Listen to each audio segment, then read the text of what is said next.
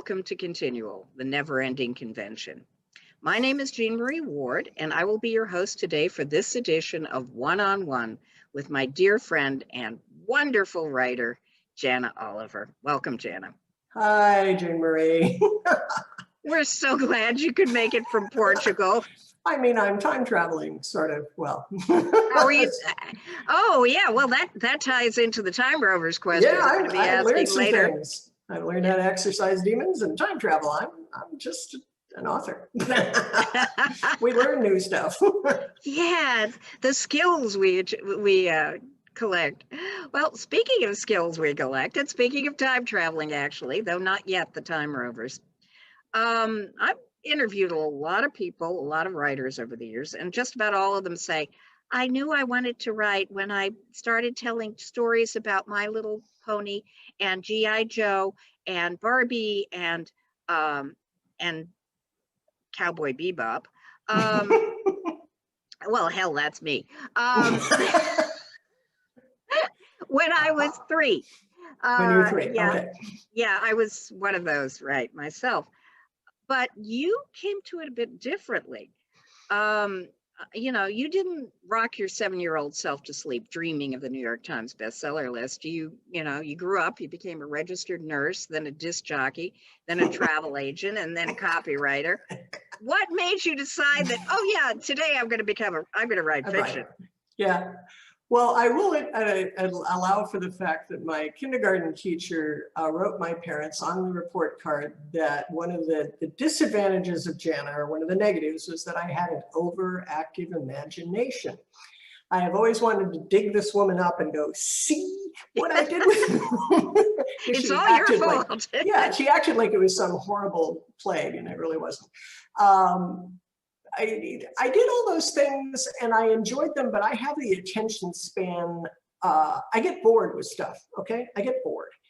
If I learn a skill, doing that over and over and over until, purgatory freezes over, no, I can't do that. I get bored. So that's why I went from like 8 or 10 years worth of nursing to, I thought, let's do a disc jockey. And so I did that for a while, and then an accounting firm. I worked for an accounting firm, learned how to do taxes, and then went through the whole list.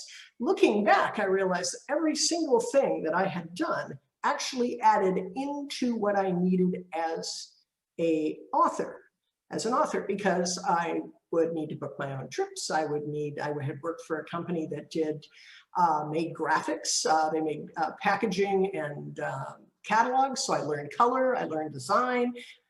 So I had all that skill set, and I had all these stories in my head that kept bugging me and bugging me and bugging me. And I said, why don't we just write these down? Nobody's going to read them. It doesn't matter. And then I started writing them down, and the mechanics needed work, but I was always a storyteller. And so apparently it was just inherently there. And so I decided, what the heck, let's go ahead and put these out there, and worst people can say is this is crap, and my world won't end. I'll drink a little, but the world won't end. You've got to develop those calluses early as an author. And so I decided I had all these story ideas that wouldn't leave me alone. I just start writing, and that's how I got into the author. And the thing about an author's job is it's never the same. So I have now been an author for 20 years. 21. No, I've been published for 21 years, and I've been writing since 1998, so it's been 23. And I'm still doing it because it's always different. Mm-hmm. And so I found the perfect job for me. And and that's cool. It's taken you a lot of interesting places, and you've been published for 21 years. That puts us back at the turn of the millennium, and yeah. You were one of the first people I knew who were actually into indie publishing. It wasn't even a thing then. No. What made you decide to go that route instead of the over the transom, when they had a heck of a lot more transoms? Yeah, a lot more transoms back then. I had the option, of course, you write something, you could submit it and do whatever you want to do and wait. And I'm somewhat of a patient person, but I'm not somebody who's willing to wait 2 or 3 years for somebody to get back and say, no, I don't like the story, or I need you to edit, and then I turn down that story. what I wanted to learn is how the whole process worked. I'm one of those. I'd really like to know if I'm getting into something, how does each of the individual steps work? So I thought, okay, indie publishing back then, the dreaded self-publishing was just considered, as somebody told me flat out, it's the kiss of death for your career. I'm living proof that's wrong, but that's fine. That's where their heads were in 2000 and 2001. And so I wanted to find out what it took to take a story, get it edited, get it typeset. And this is back in print because this is before ebooks. Oh boy. Well, there were some ebooks, but they weren't a very big slice of the market. Yeah, and getting them into Amazon, which involved actually mailing them the books. This is before Amazon actually printed them. Yeah, we have to ship them boxes of books. So your idea that you were going to get a book in 2 days if you ordered at Jana Oliver was dead wrong, because they wouldn't keep that much stock stock in their warehouse.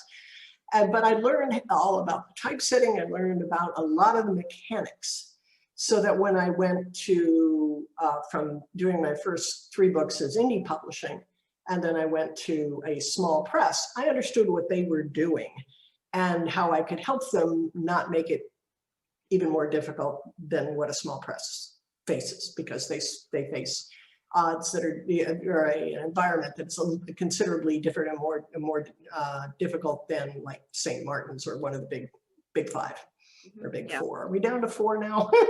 I don't know. It just keeps. I think we've got Amazon and everybody else's publishing arena, you know. And they're trying to break up Amazon. We'll see how this works. Well, that'll be interesting. Yes. Yeah. There's legislation in Congress about that right now. Oh, dear. You know, in learning the business, are you still working with some of the same people that you worked with then? I mean, did they become your future team?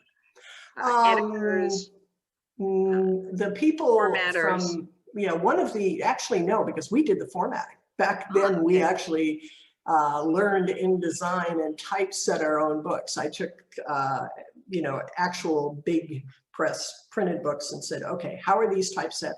So that mine at that day, back in 2001, 2002, and I think you did not want your book to look self-published. It had to look like it came from a legitimate press. So we would carefully typeset it so it looked just exactly like the big boys, and you couldn't make any money on the print books. There's no way, because you're doing print on demand. You're not doing 10,000 copies. But from that time period, no, none of the people I worked with at that point were still with me now. The editorial assistant from St. Martin's, when I signed with the big boys, one of the big boys, she has gone independent now as an independent editor. And I have worked with her because she was really, really, really good. And she's one of those that reins you back in when you get a little pedantic and goes, do you realize that in book 4 you said this? Because she knows the Demon Trappers book. So yes, that's another issue now. Yeah. But for the most part, no, it's always kind of been us. The one person that I am still working with from probably 2011 or 12, so 9 years, is my cover artist. She's in Singapore, and she had just started out, and I started working with her because having worked for a graphics firm, I could see that she had the ability. She knew how to construct a cover that worked. Not everybody does. Not everybody has that eye. And so I started working with her way back then, and she's still working on my books, and that's great. She does beautiful work. I've seen some of your recent covers. They're just amazing. Lovely. Yeah, they're lovely. Okay, we touched on this, and we sort of glanced over it.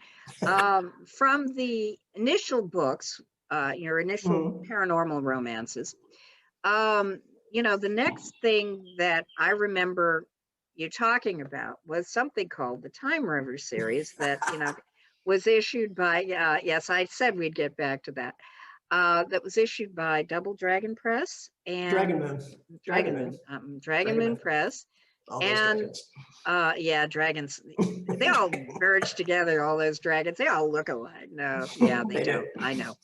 Anyway, but Dragon Moon Press, what prompted the shift away from, I suspect part of it was Oh my God, I had no idea this would be so much work.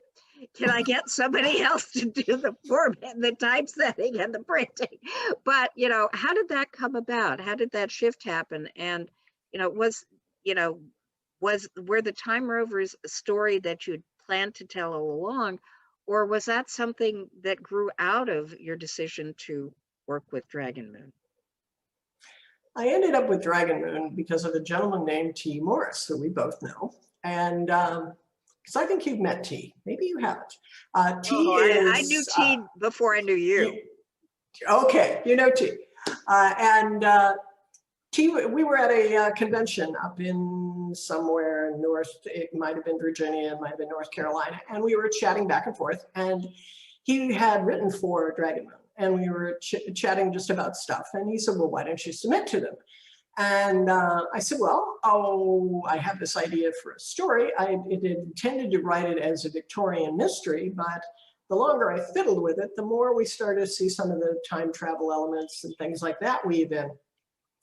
So I sent a proposal in to the editor, excuse me, and within like 2 hours, I had a yes, I would like this book, which is a land speed record in publishing. Yeah. Let's face it. 2 hours versus 2 years, yes. Yeah, 2 years, yeah. And then however, then we realized we had one tiny little problem, was the fact that she really didn't want to work at that point with only self-published authors. And so I ended up writing an article or writing a chapter for one of their how to write books, and they had a writing guide. So I wrote that got me legitimate. So it was kind of, work. So I sent in the book, looked at it, and I figured it was one book. I figured it was one off. Got to the end of the book, and then I sent it to her, and I said, okay, I honestly think there's at least 1 or 2 more books. She said, go ahead and write them. I ended up with a phenomenal freelance editor named Adrian out of Gainesville, Florida, who was, oh God, was she good? Because you get those kind of notes in the margin like, okay, I got a problem with this scene. And then she'd break it all out. And she was great. She was great. The Time Rovers, as I said, grew from a Victorian mystery set in 1888 to actually include time travel, and essentially it's Victorian urban fantasy because it has a different sort of shapeshifter. It's not the traditional, I'm going to turn into like the gull or some other creature. No, the shapeshifters can look like anybody else that they want to. So if they were standing there, and if they had ever seen you, they could immediately mimic you. And this, of course, causes all sorts of problems in Victorian England. And so it ended up being 3 books. Dragon Moon did really, really good by me. And I credit them with starting my career because, and you were around at that point as the first book, Sojourn, started winning awards because it was kind of a genre blend and just all sorts of genres thrown together and people didn't know what to make of it. So they threw awards at it, which I'm grateful. Oh yeah, I mean, I remember we came up to Baltimore the year you finaled in the Compton Crook, and you were up against Naomi Novik. So oh yeah, I was done. I was done. Yeah, but I was so done. Given the competition, Naomi Novik, Joshua Palmatier, people who like you were still writing and doing amazing work. But yeah, you won the Indie Book Award. You won a bunch of genre awards. I mean, really, it was wonderful. It was just wonderful like, watching them rack up. Yeah. How important were those awards? And working with an editor like Adrienne to developing your and promoting your career as a writer. I learned a lot over the course of those 3 books. I had already worked out the problem of point of view before I started writing them, which was things where the earlier books I had problems with that. But with the Time Rovers, I figured that out, and they were incredibly complex because we're dealing with not only set in 1888 over events that are solidly documented in not only Ripperologists, the people who are trying to figure out who Jack the Ripper was, and also Victorian historians who can tell you exactly that there was a fog on this date And At what temperature it was. Yeah, what temperature was. Or you can go out and look in Charles Dickens' books and know exactly when the 10's title times were, or the times of the various coaches and things like that. It's creepy. So it was a lot of weight making sure I got all that right, because I was really careful, because I had read some other books that had Jack the Ripper in there, and I wanted to make Jack a backdrop, not the actual main character or anything. But they kind of sucked because they glossed over or they didn't do their homework. And it's sort of like the equivalent of writing a cell phone into, Victorian England. I go, I'm too detailed for that. Nice way of saying other ways. Yeah, I can't do that. So the joy of that series was that they won, because it won so many awards, I could go to a New York New York editor and present this, because I was at one of the romance writers conventions and I had just won another award. And a friend of mine, PC Cast, who's very well known now, as she writes young adult urban fantasies, she told her agent, says, hey, I have a friend who's probably going to be cleaning house in the awards tonight. Are you interested in meeting her? And she said, yeah. And that's how I got a New York editor. And then I went ahead and pitched the next series, one of which I think one series got shot down, and I don't even remember what it was, which tells you something about that. And then I went ahead and pitched what would become the Demon Trapper series, which PC at that point in time in 2010 or 2009, YA young adult was really starting to climb. And she says, you can write it as an adult urban fantasy, or you can write it as YA, and let's face it, you'll make more money that way. Mm-hmm. So I played with it both ways, and it actually worked with the young adult, because I wouldn't have, I would have loved to make the extra money, but if it wouldn't go with the story, I wouldn't have written it. Mm-hmm. And so that's why the first book in the Demon Trapper series, I dedicated to Gwen Goddess from Dragonfire, because I said she opened the door, because she really did. And T Morris ended up being in the Time Rovers series I wrote him in. So he could play the character, got to do that. Yeah. Before we get into the Demon Trappers series, I just want to give folks an idea of the level of research you did for Time Rovers, because I know you were flying back and forth to England. Mm-hmm. On a routine basis. And oh my God, it was insane. Could you talk a little bit about that? I was so paranoid, as I said, of getting it wrong, because I read so many books that just didn't do any homework. So I got in contact in the United States with some ripperologists, is what the colloquial term for them, or let's say Victorian historians, okay, because these people know things that would scare the dickens out of you, literally. And I then started attending, they have conventions. Now they still have like the East End convention, which we didn't have last year because of the plague, but we're hoping to have this year, and we meet in a pub in the East End, and we cover, it doesn't suck, and they have the greatest meat pies. Oh God, those things. And there's alcohol, because this is Britain, so. And it's a pub. You can't go into a pub without having an adult beverage. Yeah, it's in the basement of the pub. It's called the Astronomer. It's beautifully decorated with astrological things, astronomical things. And then there's even a bar downstairs, right where your convention or your conference is being held. So, I mean, it's perfect. They have they don't allow a huge number of people to attend. So, and then you can ask questions. And so I started asking questions. Okay? I didn't want to have them answer the questions directly. I just said, what's the best resource for me? This led to me when I moved to Portugal, having to liquidate somewhere near 100 books on the period of the late 1880s Victorian England. I mean, all over.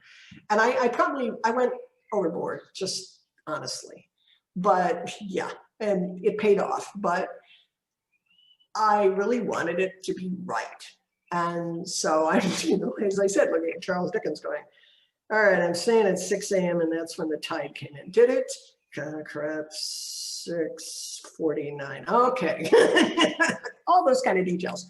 But it really paid off because that was the one thing nobody could grumble about, was that they actually felt they were in Victorian England. And then as you said, I was perpetually flying over there and walking back alleys of Whitechapel, which is like crazy. And so when I started the news series for, St. Martin's, I said, hey, I could set that in England. And my husband went, no, set it in Atlanta. And I went, why? He said, well, the airfare. I went, you're right, because when I was going over there, a lot of times it was $2 to every £1. It was way expensive. And small press gives you awards, but it does not. God bless there was him. no advance. No, there was no advance. And which I understand. I knew that going in. Oh, hey, I've published a lot in small press, so it's not.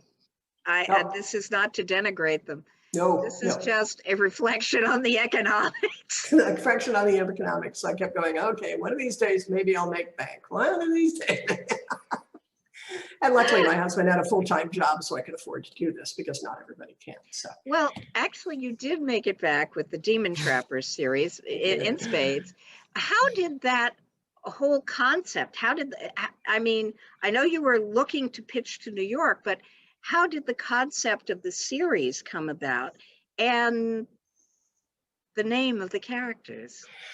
Yeah, well, I'm a devoted fan of Alona Anders, which is actually Alona and Gordon Anders. They are a husband and wife team who write some of, in my mind, some of the best urban fantasy out there. They have a number of series. All of them are top notch. And I at that point in 2008 and 2009, Twilight had been out for a while, and people either loved it or hated it. And I was not somebody who was fond of it. And I kept, and everybody was saying, well, this is the way it needs to be. And I go, no, I'd really like to see a YA urban fantasy that didn't get where if there was romance, it was further down, because with paranormal romance, it's more the romance than the paranormal. And I wanted to flip that. So I got to thinking about what really kind of started. I was thinking about a young lady who a teen who had to essentially sit vigil over her father's grave so he wouldn't be stolen out of his grave. And their neighbors recommended that I go down to Oakland Cemetery in Atlanta, and it's an 1850s Victorian cemetery. It's gorgeous with all these old mausoleums.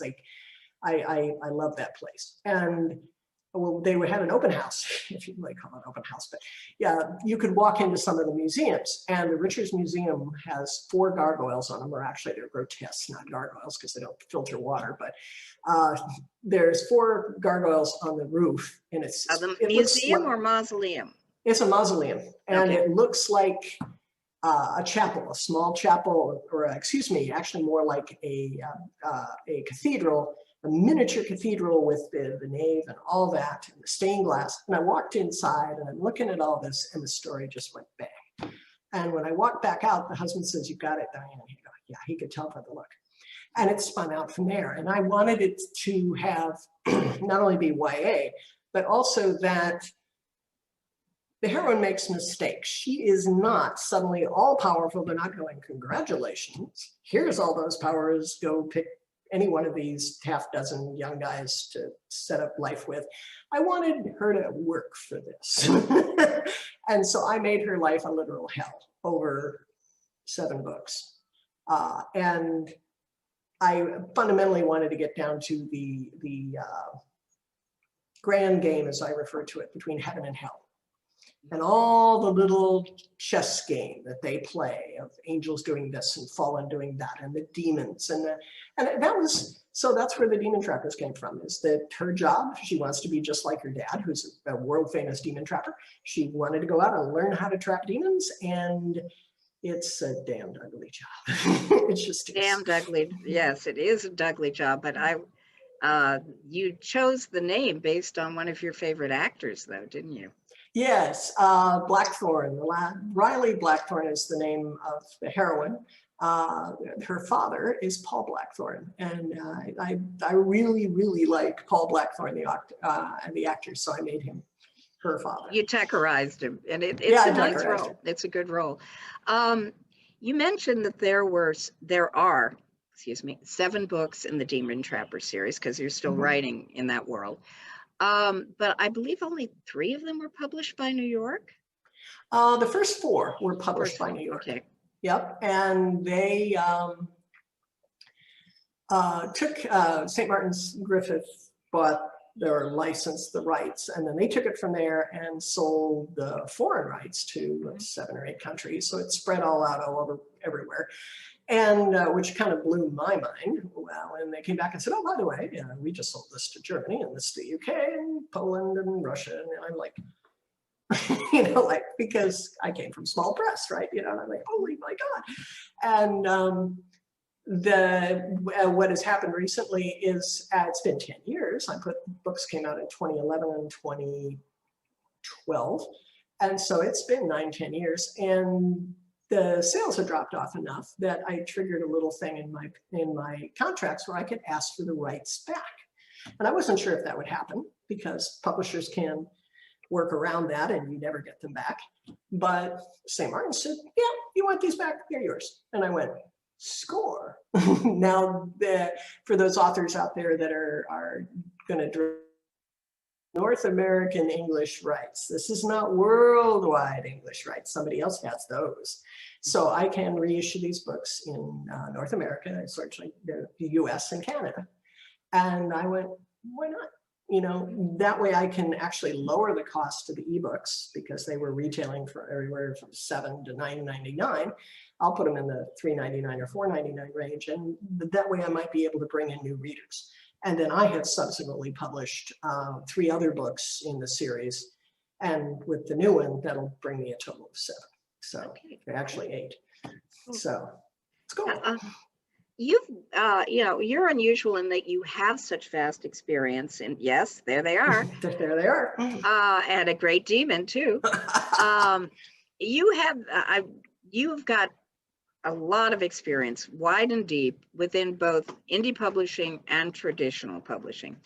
What are the benefits and drawbacks of both systems, or at least in your experience? Yeah, indie.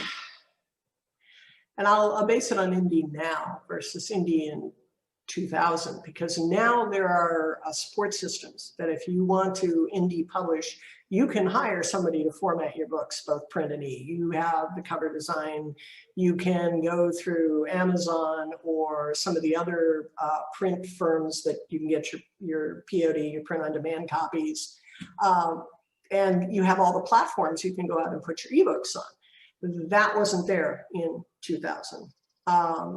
The other side of it is you are doing absolutely everything, or you're contracting it out. Now, we do our own typesetting, and that can be a headache if you're really, really picky like we are. If you're just going to throw it on the page, it's not going to be a big deal. But we're very picky. So we're mind-bogglingly going through these first 4 books, because we now have to reissue them both in print and ebook.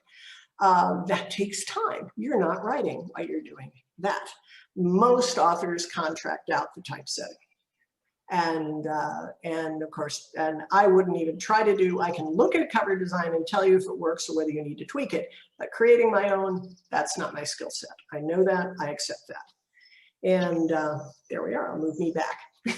Picture my next question was going to be, are we ever getting you back? Yeah, there you are. I looked at that and I went, we are not talking to we not seeing the Jana. There we are.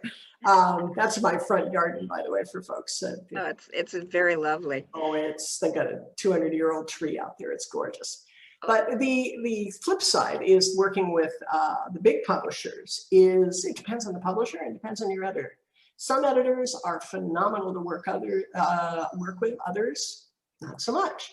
Are they really committed to getting your book out there and promoting it, or are they just kind of phoning it in? It really depends. It's really individual. And that makes it difficult when you're saying, hey, I think I'm actually doing more social media than my big publisher is.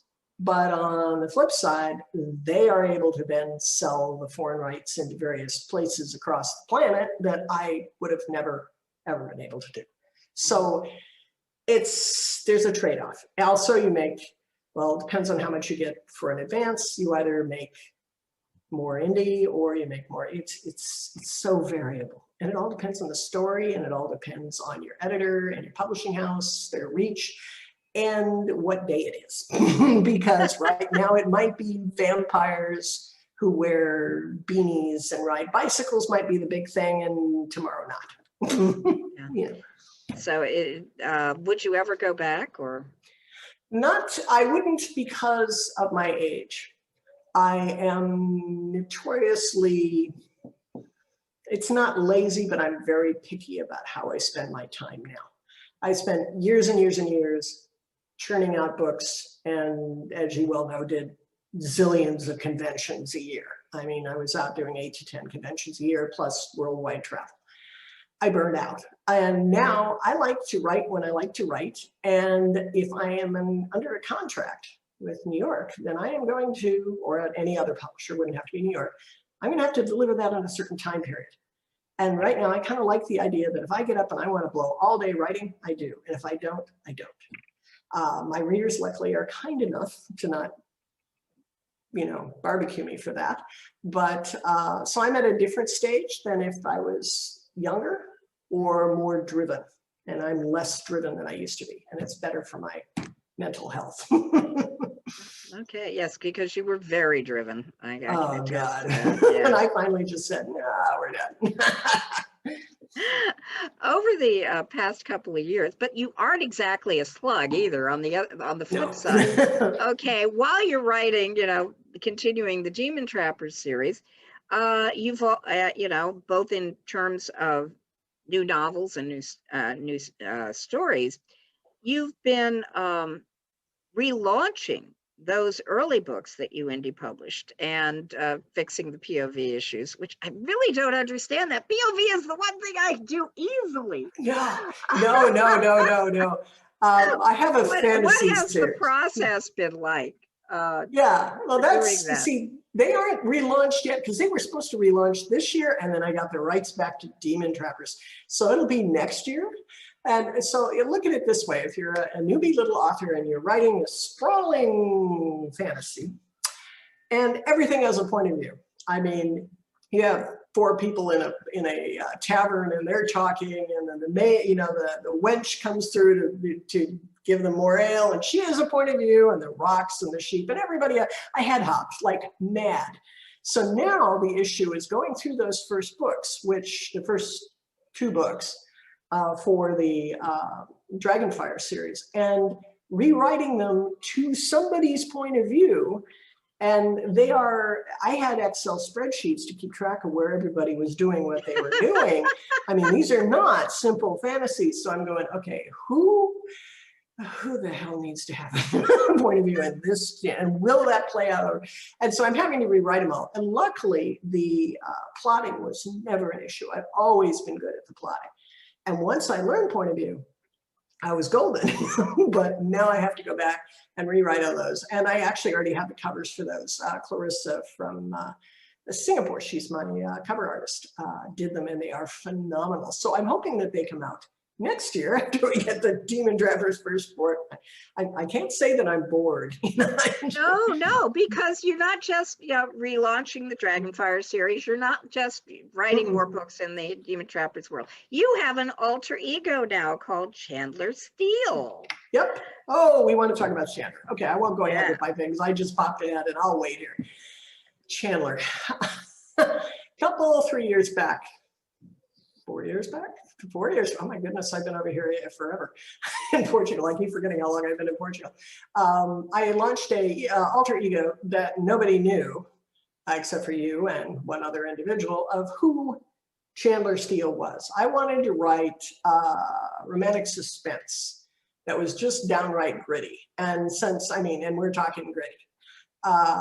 with explosions and all the high octane stuff that Demon Trappers has some high octane stuff. Yes. But it's also YA, and or it's upper level YA. It's like Riley's 17 or 18, so she really almost pushes into adult. But you can take you can take off all the restraints when you're dealing with romantic suspense thrillers. And so I did 3 books in the series, and frankly, they've done okay, but they haven't done as well as I hoped. And I think part of it is because people are having a hard time finding them. Mm-hmm. So I figured once I get done with the first 4 books of Demon Trappers, I'm going to go back and relaunch those, or go back out on social media and talk about them, because they're good, solid, ripped from the headlines sort of stories. Mm-hmm. And I'd like to see them have more. I'd like to see more traffic for those. Mm-hmm. And they're out on Kindle Unlimited, so people can read them, and there are links to Chandler on your website, right? Yeah, there's links. Yeah, I've got links to every single book. I knew that I'd best do that. What was were the Chandler Steele books something that you wanted, a palate cleanser for all of the fantasy you did?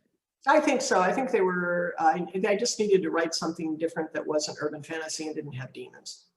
Mm-hmm. And so these have Russian drug lords and anarchists trying to blow up Atlanta and, all the good things, I spent one memorable Christmas, one memorable Christmas at a major Atlanta hotel whose first name starts with M, and I won't mention the actual hotel, but we all know it. And, yes, we do. And luckily it was Christmas, so it's really quiet. And my husband's birthday is right around Christmas, so we went down and I had some free points, so we went and stayed. And we spent a good 3 hours going through that whole building, figuring out where to set up snipers, where to put the explosive. And we're having to talk very quietly because we could just see somebody from security going, "There's 2 people up there talking about C4." And so we were very careful.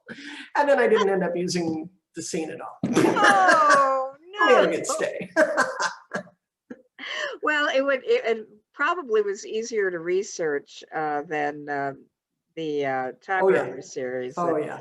But I imagine that a lot of the explorations of the Marta and elsewhere came in handy for the Chandler's books, because they did.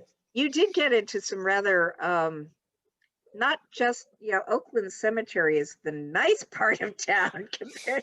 Yeah, there were some parts of town. Well, there were some parts of town that we got into. I took husband with me, and we made sure we were adequately armed,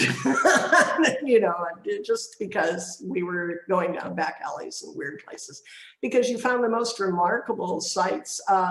There's an old Atlanta Constitution building down in 5 Points in Atlanta that has been abandoned for, well, at least 10 years, if no longer than that. And it's a big structure that is just a mess. And it was perfect to put demons in there. So, I mean, we went in, and we couldn't go into it, but we could walk around it. And I had some guy come up and ask me why I was taking pictures of this abandoned building. And I didn't have the heart to tell him that I was going to put it in a book about demons. So I didn't. No, I just like old buildings. He goes, "Oh, okay."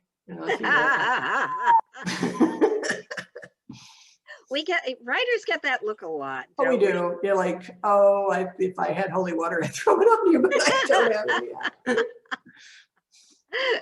But you are working in the Demon Trappers series. Could you tell our viewers a little bit about? I believe there's a book releasing later this year. Yes, this is Clarissa's. These are the indie books that I did. And what she's going to be doing is redesigning the first 4 covers so they all match, because that was always kind of a problem. New York changed the style in between the books, the first 2 books and the second 2 books. So I want them all to have I want them to have a brand. I want them to match so people know so the next book, and nobody has seen this one, by the way, I've yet to put it out on the public eye.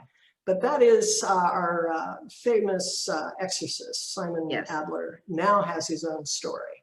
And Simon, I never expected to give a story. Simon's journey through the whole Demon Trapper series. Yeah, he started out as something of a jerk. Yeah, he was an absolute self-righteous, overly religious jerk, and heaven made sure to teach him a lesson. And so Simon has a really interesting story arc. And so he now works as a lay exorcist for the Vatican. And so he had to have his own story. And he just sat me down about a year and a half ago and said, hi, I'm going to start telling you my story. And I went, really? And he goes, yeah. Okay. And so this should be out sometime this summer. It was going to be out earlier, but now we have to actually put out the first 4 books because it will do no good to launch a brand new book at the end of the series. And if somebody says, oh my God, I really love the series and want to tell their friend, they can't buy the first 4 ebooks because once they came out of St. Martin's, storeroom, they pulled the ebooks offline, which is what they should do. They did precisely what they were supposed to do. So you can't buy the books now. So I've got to get the first 4 launched and then go back and put and recovered and all of that good stuff. Yeah, so a lot more time. Is telling Simon's story a launch pad to a new Demon Trapper series? I don't know. I think there's at least one more story beyond Simon, because I introduced a new character in Simon's story, and I also changed some of the dynamics in Atlanta and the demons and the angels and all that. So I'm curious where it's going to go. I would like to actually broaden it out because let's be honest, there's only X number of stories you can tell about demons, heaven and hell. You need to broaden it out. That is the one thing that is amazing about Ilona Andrews' Kate Daniels series is the Andrews pull from Celtic myths, from Russian myths, from Asian myths, everything. Everything is allowed to happen. And mine's a lot more contained, and I'd like to open it up. Mm-hmm. So, oh, there we are. I moved it so you could actually see me. I keep forgetting that I can't see me. Sorry. Yeah, well, all we were seeing was Simon, or the model of Simon. And Simon's cute, yeah. Yeah. Well, he's cute now, but he was a jerk. That sort of... Oh, Simon was just... ruins the whole cute factor. Oh, but anyway, we've been seeing these wonderful backgrounds, and I know they're photographs you yourself have taken of your current place of residence, Portugal. Mm-hmm. What made you decide? I mean, was it the itchy feet that prompted you to become a travel agent that said, "Hey, I've been in this one spot too long, time to move"? A little of that, and also the spouse was retiring. And we looked at actually buying someplace out of suburbia into the country and didn't find anything we really liked. And we looked around the country and said, we always wanted to spend time in Europe. So why not Europe? And so we looked at Ireland, and I love Ireland, but Ireland winters are like gray and cold and rainy. And when we went over to visit, made sure to visit in November, because if you're going to find out what the weather's been, go in November. We were there between 2 gales. Yeah. And it was like 4:30, 5 o'clock in the afternoon. It was dark and rainy and cold. And I said, we're going to gain like 5,000 pounds if we do this, because the food is really good. So I said, so my husband said, how about Portugal? It's sunnier and it's really close to Ireland, and we can go visit during the summer. And I went, this doesn't suck. Same thing with Europe. So also the thing with Portugal, or with most of the European states, if not all, after you have attained citizenship in Portugal, which takes a number of years, then we are automatically EU citizens. So we can relocate within the UK, or not the UK, excuse me, within the EU. Not the UK right now. Not anymore. No, they're gone. But we Ireland, can go visit them. Ireland's part of the EU, yes. Yes, and other places. And so that, and the cost of living was a little less. So I said, that'll help. And also we came over to visit in 2016 and we came in July because we want to make sure how hot it was. And it was hot. It was 90 plus and no air conditioning for the most part. So we went, okay, we're learning how this works. And, but we really liked Portugal. It's gorgeous. It's a beautiful old country that has modern stuff and the old stuff, great cuisine, and the people are just sweet. They are just so nice. I'll be standing at a bus stop and a little old Portuguese lady, 80 years old, will come up and pat my arm and talk to me in Portuguese, and I get some of it. And they're always so sweet. And they don't laugh when you screw up their language, which we do routinely because Portuguese is not an easy language. And there's just kind of a different vibe here. It's more laid back. It's European, which Americans are like, this takes forever to get anything done. And over here, they're going, it'll get done, just chill. And that's a good way to look at it. And that's probably part of the reason why I'm going, I will work when I want to work. And if I want to take the day off and read Alona Andrews' new book or somebody else's new book, I'm going to do it. Life is short. Yeah, life is short, though. Sometimes it's hard to get Alona Andrews' books over there. But I guess if you're on a Kindle, you're good. Yeah, I'm on a Kindle, yeah, because we haven't been adding. That's something, which raises, the question of what are the challenges and opportunities you've experienced, pursuing your writing and publishing in a country that's not the U.S.? I have done nothing per se, author-wise over here. I have to do things with the U.S., but my books, there was a Portuguese translation. It's Brazilian Portuguese, not European Portuguese, and there is a difference. So, and doing conventions doesn't really work because I don't have any book stock over here. I didn't bring it over, I didn't ship it over. So other than going to the occasional night where we have a writing group get together, not really much. Now this year they're going to have the Comic-Con down in Lisbon. They didn't last year for obvious reasons. And I didn't get there 2 years ago. And I would like to actually go down and see what that's like, because I can factor through enough of the Portuguese to get a sense what somebody's saying if the panels are in Portuguese. I would have to get, if they do some of them in English, then maybe down the line I might apply and go down and actually become a guest. But pretty much I've kept the author part of my world on the down low over here because there aren't that many opportunities for me to. You've written, but you've not played author. Yeah, there's a difference. That's actually good because I'm not running all over creation trying to make a deadline. And to be honest about it, I think my writing's better.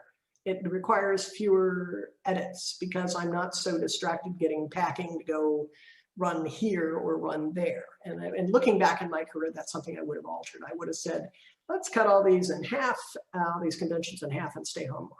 But, you do what you do. Yeah. And there's always the opportunity of taking in a convention or two in Ireland, to say nothing of the UK, Yeah. Because or Scotland. They have crime, lovely crime convention in Scotland. So yeah. Well, I was including Scotland in the UK. We cannot include Ireland there, except maybe Northern Ireland, and they're not too sure about that right now. Yeah, they're still debating. And Scotland's currently debating, but they haven't given Britain the heave-ho yet. So. But this sort of, basically we're coming up almost on the end of our time. Is there, and as you know, when I do an interview, I always throw out a freebie. Is there anything you'd like to talk about we haven't discussed? Oh, no, actually. You're so good. You covered it all. You know me, so you know all the kinds of things. I have to admit that if it wasn't for social media, it would be very difficult for me to stay in touch with the last year and a half in particular. Has given me an idea of just how many people I am in contact with because of the conventions and the job publishing. And the sheer number of humans that I was trying to keep an eye on and going, crossing fingers because of all that. And so it was an eye opener. It was also a reminder that we're temporary here. So whatever we want to get done, we should do. And so that was kind of a reminder to rethink what I want to do, when I want to do it, and how soon I can get it done. The other thing that had happened last year is early spring, but right before the plague really took off, I managed to set up a literary estate because I hadn't done that. And so we set it up a literary estate and set up the official documents over here for a Portuguese will, because it gets tricky. So those are the kinds of things that a lot of authors don't think about, is tidying up not only their financial house, but their legal house. And it made me feel a lot better that if things went really bad over the last year and a half, then I knew I had all that in place. And I don't think that was something that I really thought about until part of it's getting older, and part of it's just thinking this is something else besides writing the books, social media, all that kind of stuff. There's that other behind the scenes stuff. And it got to be very important.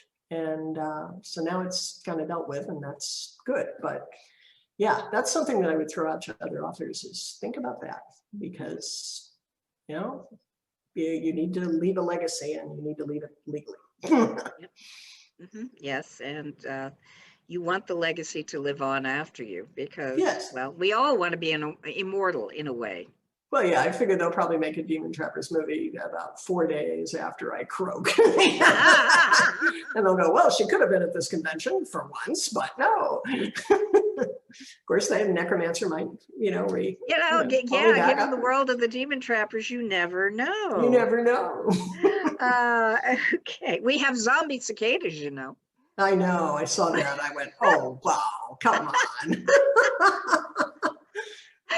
Zombie castrated sex fiend cicadas, yes. I saw that. I went, Chuck Tingle would probably love writing about that. I'm sure he's writing one now. And on that note, could you tell folks where to find you on the web? And the easiest way to find all my stuff is janaoliver.com. I've broken out all the series. There's all the links. There's some background information, and I blog every now and again to tell people what's going on. And that's probably the best thing. Or you can find me on Facebook just under Jana Oliver, and I will go out there and update what's going on. Twitter, Instagram? Yeah, I'm out on Twitter. I would have to go back and actually look at the...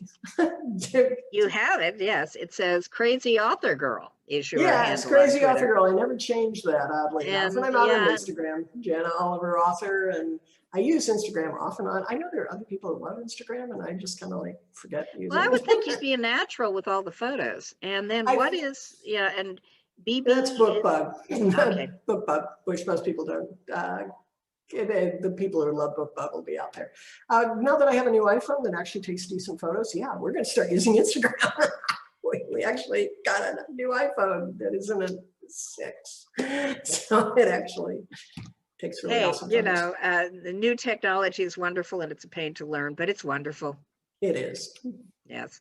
So thanks for talking with us, Jana. This was so much fun. It was grand. It really was fun, indeed. Thank you.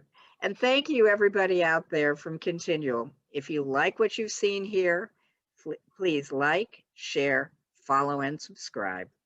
Thank you. Hello.